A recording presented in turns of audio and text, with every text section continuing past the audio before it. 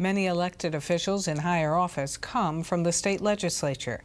State Representative Francesca Hong of Madison hopes she becomes one of them. Here she is with Zach Schultz. Francesca Hong, thanks for joining us. Happy to be here. For voters who don't know you, give us an introduction of who you are and why you're running for governor. I'm a state representative for the 76th district here in Madison. I am a proud single mom to my son George, and I'm a service industry worker. And so I owned a restaurant for 7 years and worked as a chef, and I still work as a bartender and line cook. And I'm running for governor because we are in a moment of crisis and chaos, but we're also in a movement moment. And as an organizer and as a working class candidate, I think that it's the right thing to do to fight alongside working class people who are demanding change.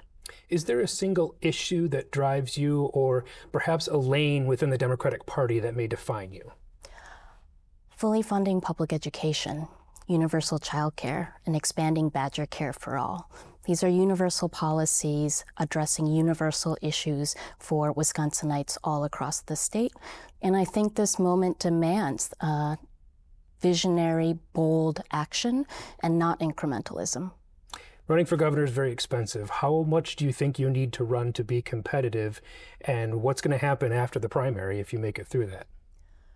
We are proud to be a people-powered grassroots campaign, and we have thousands of donors who have given from all across the state, and in fact, 48 out of 50 states here in the country. And so raising has been less of a challenge because we have so many volunteers and folks across the state who are committed to being a part of our movement. When it comes to a competitive primary, for you, where do you draw the line between negative campaigning against a member of your own party versus defining differences between candidates?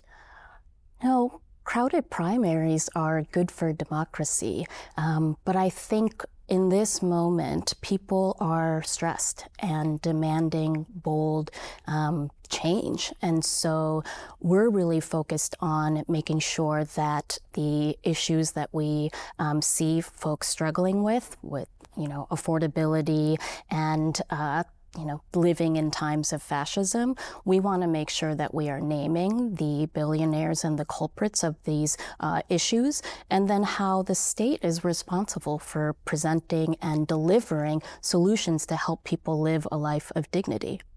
When primary voters are looking at all the candidates, should they be focusing more on who's more aligned with an issue that they support or electability? Electability is subjective, and I think that we need leadership, and the people are demanding leadership where politicians aren't going to say one thing and do another. We want leadership with folks who are committed to moral courage and willing to do the hard thing and not the politically expedient or politically comfortable thing. Most of the Democrats running in this campaign are either aligned with Milwaukee or Madison. What's your plan to get out, introduce yourself to the rest of the state, especially those rural areas who feel unheard? I've had the privilege of traveling across the state for the last 5 years since I was elected into the legislature, whether it's helping other candidates campaign for the state assembly or being invited to speak at and meeting farmers and educators and people across the state. I'm going back to those communities and also meeting new ones.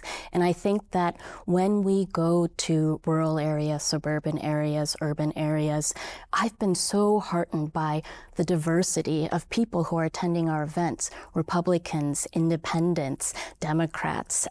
It's been, and it's multi-generational. I have learned so much from young people who are attending our events, and we're going to continue to meet those communities where they are, regardless of what part of the state they're in. What do you think the impact of Donald Trump will be on this primary? The fascist authoritarian regime in the federal government is really creating a lot of chaos and uncertainty for working class people. And so beyond, what is happening at the federal government, I think it's important to stay focused on how we can deliver for working class people, meeting the urgency of this moment with universal policies that are actually going to change the material conditions of people's lives at a pace and deliver, as urgently and as quickly as we can. All right. Francesca Hong, thanks for your time. Thank you so much.